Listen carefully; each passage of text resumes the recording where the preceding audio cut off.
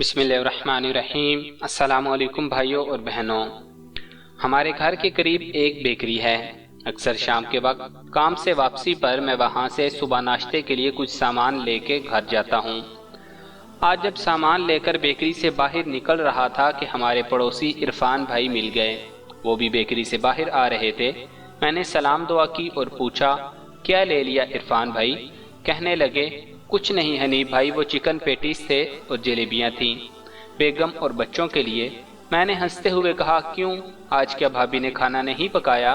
कहने लगे, नहीं नहीं हनीफ भाई, ये बात नहीं है। दरअसल आज दफ्तर में शाम के वक्त कुछ भूख लगी थी तो साथियों ने चिकन पेटीज और जलेबियाँ मंगवाईं।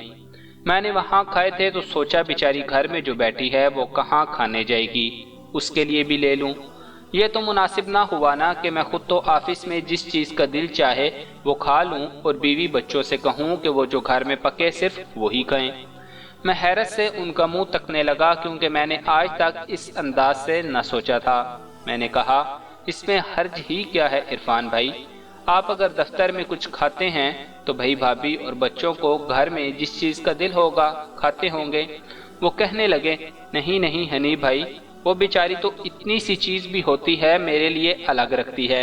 यहाँ तक कि अड़ोस पड़ोस से भी अगर किसी के घर से कोई चीज आती है तो उसमें से पहले मेरा हिस्सा रखती है, बाद में बच्चों को देती है।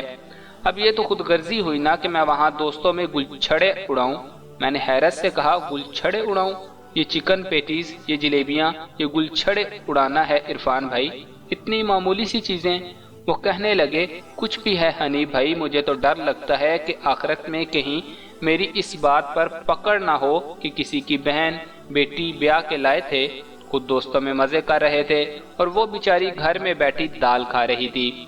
मैं हैरत से उन्हें देखता रहा और वो बोले जा रहे थे, देखिए, हम जो किसी की बहन बेटी ब्याह के लाते हैं ना, वो भी हमारी तरह इंसान होती है। उसे भी भूख लगती है, उसकी भी ख्वाहिशात होती हैं, उसका भी दिल करता है तरह तरह की चीजें खाने का, पहनने ओढ़ने का, घूमने फिरने का। उसे घर में परिंदों की तरह बंद कर देना और 2 वक्त की रोटी देकर इतराना कि बड़ा तीर मारा, ये इंसानियत नहीं, ये खुदगर्जी है। और फिर हम जैसा दूसरों की बहन और बेटी के साथ करते हैं वही हमारी बहन और बेटी के साथ होता है। उनके आखिरी जुमले ने मुझे हिला के रख दिया। मैंने तो आज तक इस अंदाज से सोचा ही नहीं था। मैंने कहा, आफरीन है इरफान भाई, आपने मुझे सोचने का एक नया जाविया दिया। मैं वापस पलटा तो वो बोले, आप कहाँ जा रहे हैं? मैंने कहा, आइसक्रीम लेने। वो आज दफ्तर में आइसक्रीम खाई थी ना।